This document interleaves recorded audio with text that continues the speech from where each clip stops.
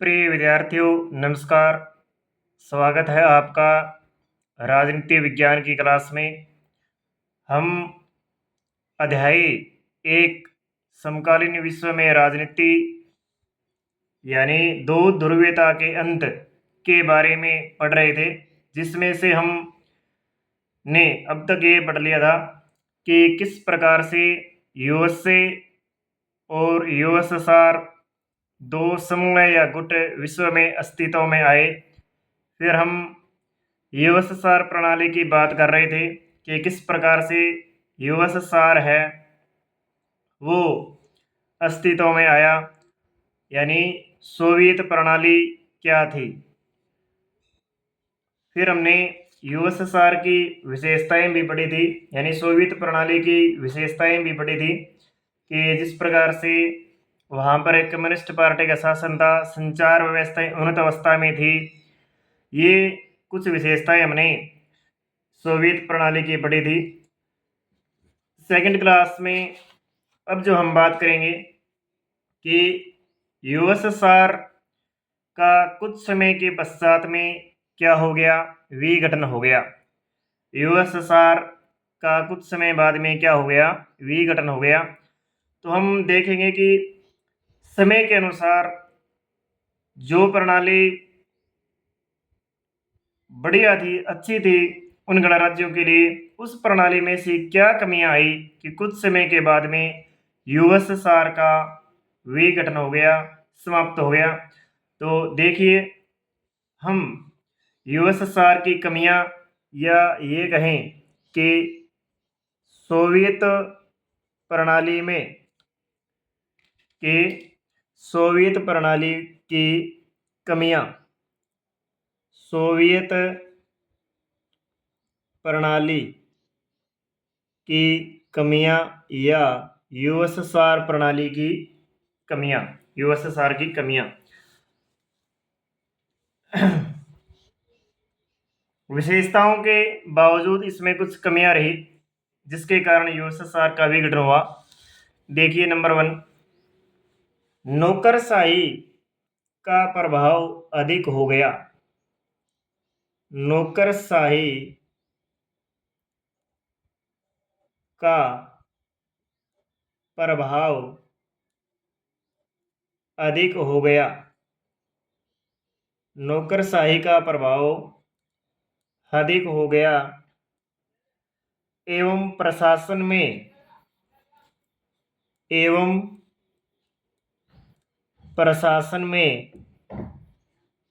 भ्रष्टाचार बढ़ गया। एवं प्रशासन में भ्रष्टाचार बढ़ गया। नौकरशाही किसको कहते हैं? प्रशासनिक जो अधिकारी एवं कर्मचारी होते हैं, जो प्रशासन चलाते हैं, यानी सामान्य तौर पर आप ये मान लीजिए कि सरकारी कर्मचारी जो होते हैं प्रशासन में, उनका प्रभाव क्या हो गया, अधिक हो गया। और भ्रष्टाचार यानी रिश्वतखोरी को बढ़ावा मिलना है वो शुरू हो गया। इसके बाद में अगर हम बात करें कि दूसरी जो इसमें कमी थी, यह प्रणाली सत्तावादी अधिक हो गई। यह प्रणाली सत्तावादी अधिक हो गई। यह प्रणाली सत्तावादी अधिक हो गई और जनता का जीवन कठिन हो गया। जनता का जीवन क्या हो गया, कठिन हो गया। यानी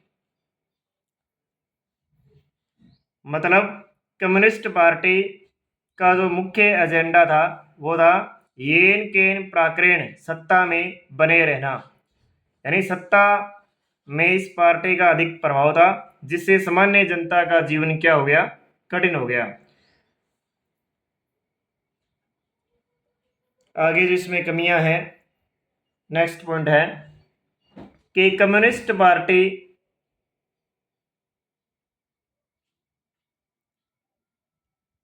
सोवियत प्रणाली में सिर्फ कम्युनिस्ट पार्टी का प्रभाव था सोवियत प्रणाली में। एकमात्र पार्टी कम्युनिस्ट पार्टी का क्या था, प्रभाव था। यानी सोवियत प्रणाली में सिर्फ एकमात्र जो शासन था वो किसका था, कम्युनिस्ट पार्टी का था, जिसका प्रभाव सभी संस्थाओं पर था, जिसका प्रभाव सभी संस्थाओं पर था। यानी अन्य जो संवैधानिक और गैर संवैधानिक संस्थाएं होती है एक राष्ट्र के अंदर, उन संस्थाओं पर प्रभाव किसका था, कम्युनिस्ट पार्टी का था। लेकिन यह पार्टी भी जनता के प्रति अपने दायित्व को भूल गई। यह पार्टी भी जनता के प्रति अपने दायित्व को भूल गई। यानी जो इस पार्टी ने वादे किए थे वो वादे वह भूल गई। यानी जिम्मेदारी से, अगर सामान्य भाषा में बात करें तो जिम्मेदारी से ये पार्टी अब भागने लगी। जिम्मेदारी से यह पार्टी अब भागने लगी। कम्युनिस्ट पार्टी का शासन था और कम्युनिस्ट पार्टी का ही प्रभाव अन्य संस्थाओं पर था। नेक्स्ट पॉइंट पर हम बात करें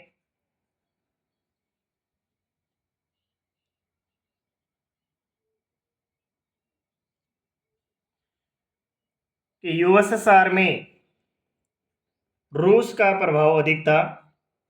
यूएसएसआर जो था उसमें रूस, क्योंकि रूस सबसे बड़ा गणराज्य था और रूस का प्रभाव क्या था, सबसे अधिक था। इसलिए जो अन्य गणराज्य हैं, अन्य गणराज्य मैंने आपको बताए थे, अन्य जो 15 गणराज्य हैं जैसे बेलारूस है, यूक्रेन है, कजाकिस्तान है, किर्गिस्तान है या पूर्वी जर्मनी है, और भी थे, कम से कम 20 से 22 सदस्य देश इसमें शामिल हो गए थे। यूएसएसआर के अंदर रूस का जो प्रभाव है वो सबसे अधिक था। इसलिए अन्य जो गणराज्य हैं वो अपने आप को उपेक्षित महसूस करने लगे, उपेक्षित महसूस करने लगे या दबाव महसूस कर रहे थे। यानी वो सोच रहे थे कि हमारे हितों की क्या की जा रही है, हमारे हितों की उपेक्षा की जा रही है, हमारे हितों की अनदेखी की जा रही है, और वो सोचने लगे कि हम पर रूस के द्वारा दबाव डाला जा रहा है। आप मेरे साथ साथ नोट्स फॉर्म में भी उतार सकते हैं, जो बोर्ड परीक्षा की दृष्टि से बहुत ही इम्पोर्टेंट मैटर आपके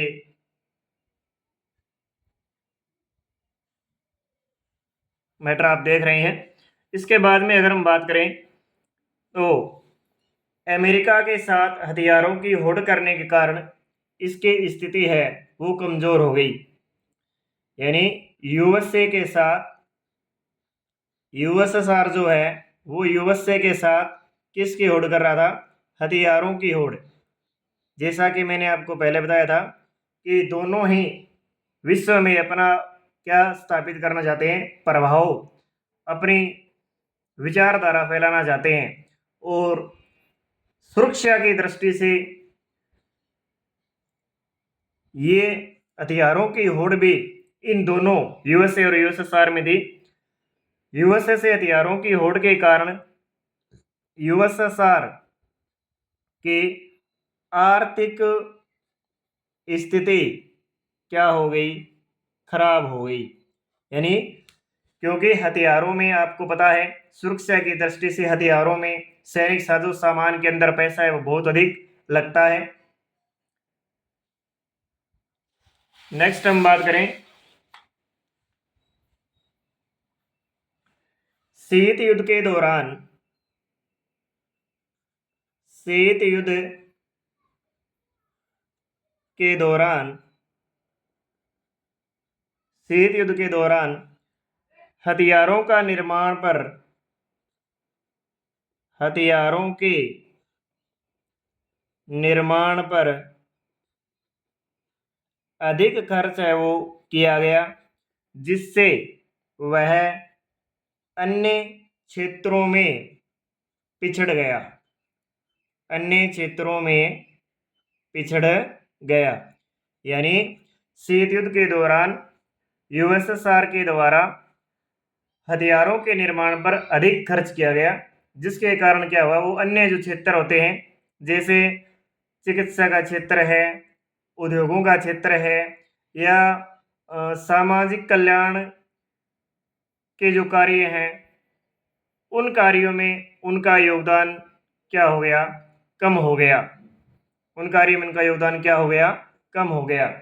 यानी शीत युद्ध के दौरान हथियारों के निर्माण पर अधिक खर्च करने के कारण अन्य क्षेत्रों में वह पिछड़ गया। इसके बाद में यूएसएसआर जो है वह प्रौद्योगिकी व बुनियादी ढांचे के विकास में भी प्रौद्योगिकी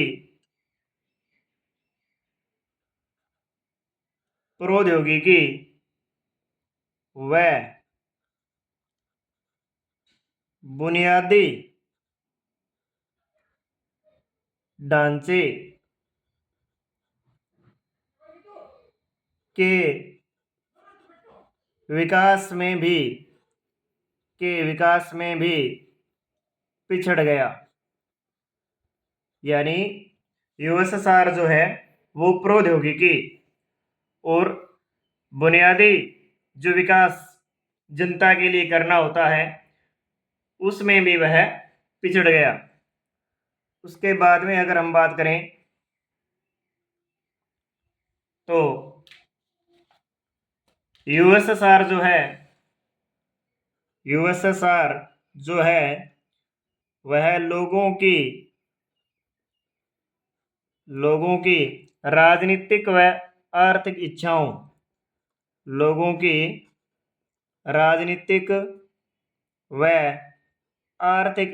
को पूरा नहीं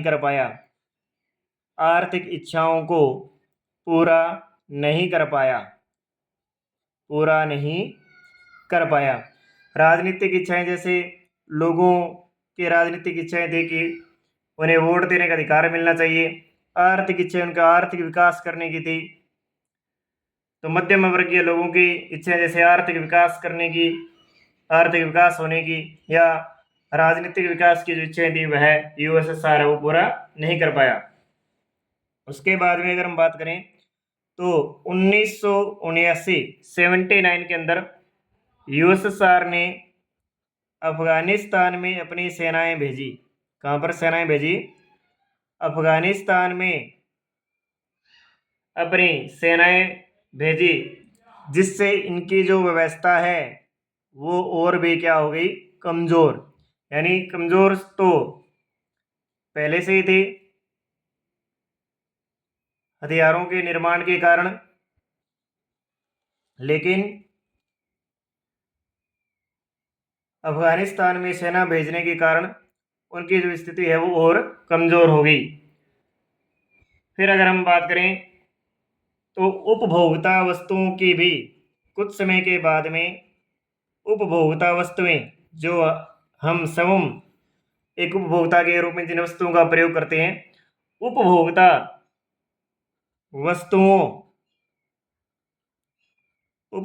वस्तुओं की क्या आ गई, कमियां आ गई। उपभोक्ता वस्तुओं की क्या आ गई, कमी आ गई, जिसके कारण खाद्यान्न का वर्ष भर आयात बढ़ता गया। खाद्यान्न का क्या करना पड़ा, आयात करना पड़ा।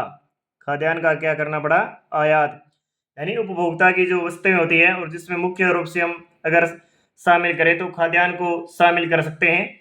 खाद्यान्न की कमी भी आ गई। खाद्यान्न की कमी के कारण खाद्यान्न का क्या करना पड़ा, आयात करना पड़ा। ये बहुत बड़ी कमी थी। इसके बाद में अगर हम बात करें तो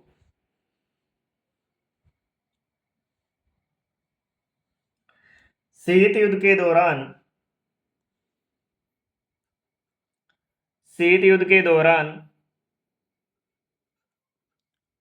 जो यूएसए व यूएसएसआर के मध्य था, शीत युद्ध के दौरान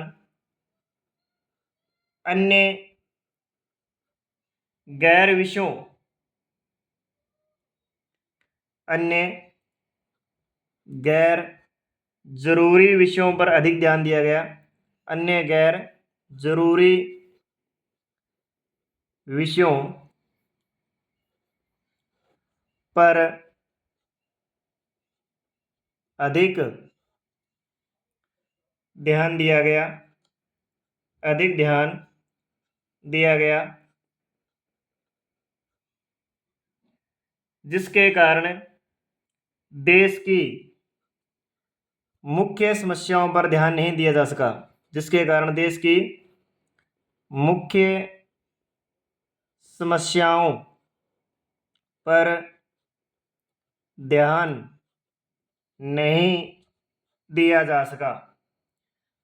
नहीं दिया जा सका यानी शीत युद्ध के दौरान दोनों ही जो महाशक्तियां हैं वो अपनी अपनी प्रभाव को स्थापित करने में लगी हुई थी। जो गैर जरूरी विषय होते हैं उन पर अधिक ध्यान दिया गया। जो देश की जो मुख्य समस्याएं थी, जैसे उपभोक्ता वस्तुओं को उपलब्ध करवाना, जनता का आर्थिक विकास करना, सामाजिक कल्याण की योजनाएं चलाना, ऐसी समस्याओं पर या ऐसे विषयों पर ध्यान वो नहीं दिया गया। जिसके कारण धीरे धीरे जो यूएसआर है वो यूएसआर की जो व्यवस्था है वो लड़खड़ाने लगी।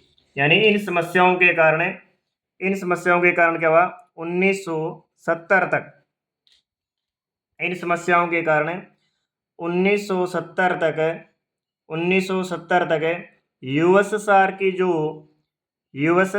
जो व्यवस्था है वो क्या हुई, लड़खड़ाने लग गई या यूएसएसआर की व्यवस्था बिगड़ने लग गई। और एक समय ऐसा आया कि यूएसएसआर के अंदर जो गणराज्य शामिल थे वो इस समूह से क्या हुआ, अलग होने की मांग है वो करने लगे। यानी अगले वीडियो में हम बात करेंगे जिस अलग व्यक्ति की जो एंट्री होगी मिखाइल गोर्बाचेव के बारे में। यानी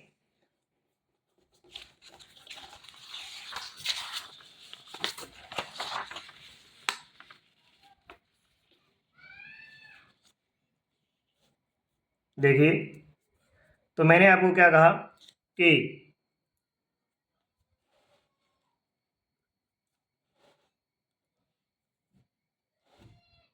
मैंने आपको कहा कि 1970 तक यूएसएसआर की जो व्यवस्था है वो लड़खड़ाने लगी और यूएसएसआर के अंदर जो गणराज्य थे वो इनसे अलग होने की मांग है वो करने लगे। ऐसी परिस्थिति में क्या हुआ, ऐसी स्थिति में मिखाइल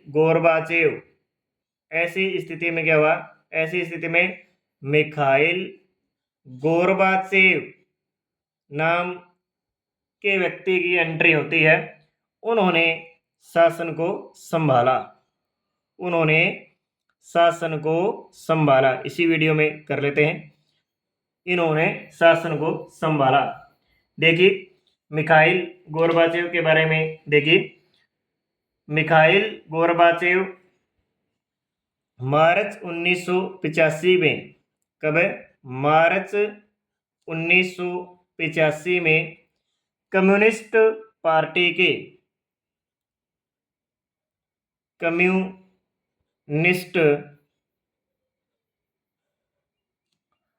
पार्टी के महासचिव चुने गए। कम्युनिस्ट पार्टी के क्या चुने गए, महासचिव। आपसे प्रश्न पूछा जा सकता है कि मिखाइल गोर्बाचेव को कम्युनिस्ट पार्टी का महासचिव कब बनाया गया, तो मार्च 1985 में। अब परिस्थितियां, जैसे मैंने आपको बताया कि यूएसएसआर के अंदर ऐसी कमियां थी तो परिस्थितियां विपरीत हो रही थी। जो गणराज्य है वो यूएसएसआर से अलग होने की मांग कर रहे थे।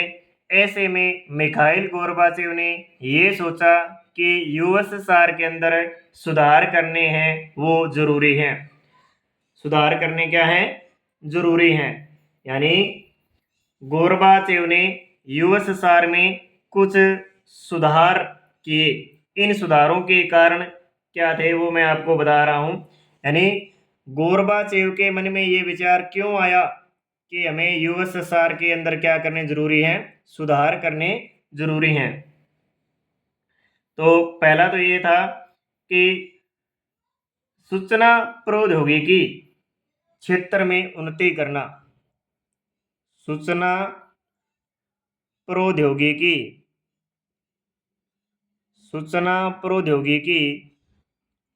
क्षेत्र में क्या करना, उन्नति करना। कि सूचना प्रौद्योगिकी क्षेत्र का क्या करना है, विकास करना है। दूसरा, सुस्त अर्थव्यवस्था को गति देना। हमने पहले पढ़ा कि हथियारों वगैरह के निर्माण के कारण अर्थव्यवस्था है वो कमजोर हो रही थी। और मैं हमेशा आपको बताता हूं कि एक देश जो चलता है उस देश की अर्थव्यवस्था पर, जो अर्थव्यवस्था होती है वो उस देश की नींव होती है। सुस्त अर्थव्यवस्था को क्या देना, गति देना। यानी जो यूएसएसआर की जो अर्थव्यवस्था है वो दिनों दिन पिछड़ती जा रही थी। आगे, पश्चिमी देशों से संबंध सुधारना। पश्चिमी देशों से क्या सुधारना, संबंध। पश्चिमी देशों से संबंध सुधारना। पश्चिमी देशों से संबंध सुधारना। कि हम पश्चिमी देशों से क्या सुधारेंगे, संबंध सुधारेंगे। हम जो अविश्वास की नीति है उनको विश्वास में बदलेंगे, सहयोग में बदलेंगे। अब देखिए, इन सुधारों को लागू करने के लिए जो मैंने आपको बताया कि सूचना प्रौद्योगिकी क्षेत्र में उन्नति करना, पश्चिमी देशों से संबंध सुधारना, अर्थव्यवस्था को मजबूत बनाना, ऐसे में इन सुधारों को लागू करने के लिए मिखाइल गोर्बाचेव ने 2 नीतियां अपनाई। कितनी नीतियां अपनाई, 2। आपको ध्यान में रखनी है। एक का नाम था पेरेस्ट्रोइका। क्या नाम है, पेरेस्ट्रोइका। पेरेस्ट्रोइका ब्रैकेट में दिया हुआ है पुनर्रचना।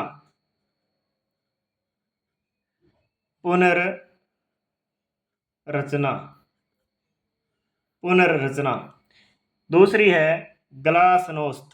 दूसरी कौन सी है, ग्लासनोस्त, यानी खुलापन।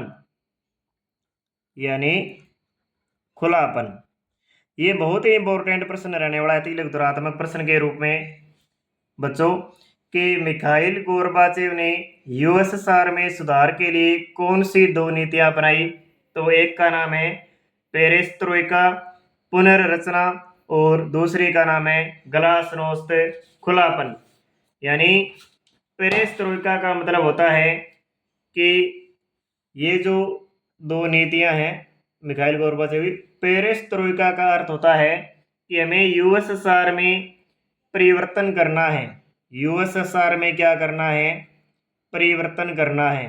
लेकिन यह परिवर्तन किसी के दबाव से हम नहीं करेंगे।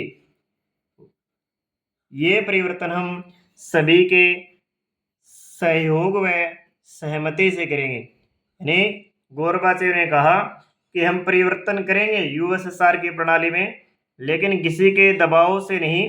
ये परिवर्तन हम अपनी आपसी सहमति से करेंगे। ग्लासनोस्त क्या है, ग्लासनोस्त का अर्थ है वास्तविकता का ज्ञान देना। कि हम बताएं कि वास्तविक रूप में हो क्या रहा है, वास्तविकता का ज्ञान देना। कि वास्तविक रूप में हम जो सुधार है वो क्या करना चाहते हैं। तो पेरेस्ट्रोइका और ग्लासनोस्त, ये 2 नीतियां अपनाई। और इन दोनों नीतियों के तहत मिखाइल गोर्बाचेव ने जो सुधार किए वो देखो कौन कौन से हैं। दो नीतियां अपनाई, कौन कौन सी? पेरेस्ट्रोइका और ग्लासनोस्त। देखिए, गोरबाचेव के विस्तार, लोकतंत्र को बढ़ावा दिया, लोकतंत्र को बढ़ावा दिया। तो वहां पर लोकतंत्र नहीं था, लेकिन लोकतांत्रिक प्रणाली को गोरबाचेव ने क्या किया? बढ़ावा दिया। उसके बाद में उन्होंने अफगानिस्तान और पूर्वी यूरोप से, अफगानिस्तान और पूर्वी यूरोप से सेना को वापस बुला लिया। अफगानिस्तान और पूर्वी यूरोप से सेना को क्या बुला लिया? वापस बुला लिया। तीसरा जो सुधार किया उन्होंने, जर्मनी के एकीकरण में सहायता की। जर्मनी के एकीकरण में क्या की? सहायता की या सहयोग किया। चौथा जो सुधार किया उन्होंने, यूएसए के साथ जो हथियारों की होड़ थी, यूएसए के साथ जो हथियारों की होड़ थी, उसके ऊपर उन्होंने रोक लगा दी। उसके ऊपर उन्होंने क्या लगा दी? रोक लगा दी कि हमें यूएसए के साथ हथियारों की होड़ है वो नहीं करनी है। पांचवा जो उन्होंने सुधार किया, आर्थिक विकास को बढ़ावा दिया। आर्थिक विकास को क्या दिया? बढ़ावा, कि हमें आर्थिक विकास करना है क्योंकि हम आर्थिक रूप से पिछड़ते जा रहे हैं।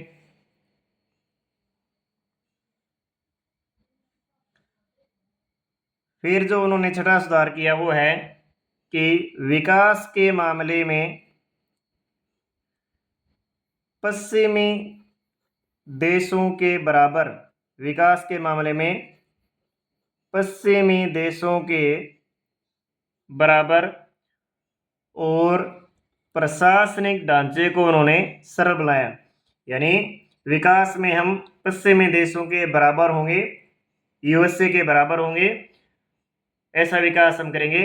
और प्रशासनिक ढांचा जो था, जो पहले हमने पढ़ा कि प्रशासन में भ्रष्टाचार फैल चुका था, नौकरशाही का प्रभाव था, तो प्रशासनिक ढांचे को उन्होंने क्या बना दिया? सरल बना दिया। ये सुधार है वो मिखाइल गोरबाचेव ने किए। आपको पूछ लिया जाए कि यूएसएसआर या सोवियत प्रणाली के अंदर मिखाइल गोरबाचेव ने कौन कौन से सुधार किए, तो हम इन सुधारों को बता सकते हैं। जैसे लोकतंत्र को बढ़ावा, जर्मनी के एकीकरण में सहायता,